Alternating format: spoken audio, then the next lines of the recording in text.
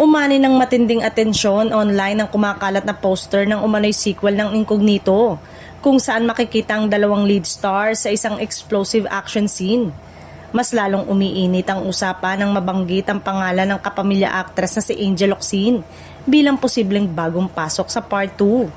Sa viral post, makikita ang caption na nagtatanong kung kasama nga ba si Angel sa susunod na kabanata ng serye. Dahil matagal-tagal na ring hindi napapanood sa telebisyon ng aktres, agad itong ikinatuwa ng fans na matagal nang naghihintay sa kanyang comeback.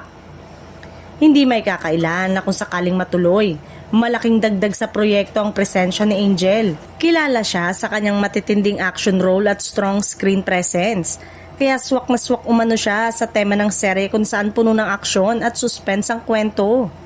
Gayunpaman, wala pang opisyal na kumpirmasyon mula sa production o sa kampo ni Angel kung totoo nga bang magiging bahagi siya ng Incognito 2. Posible ring fan-made lamang ang naturang poster na karaniwang ginagawa ng netizen para ipakita ang kanilang dream casting.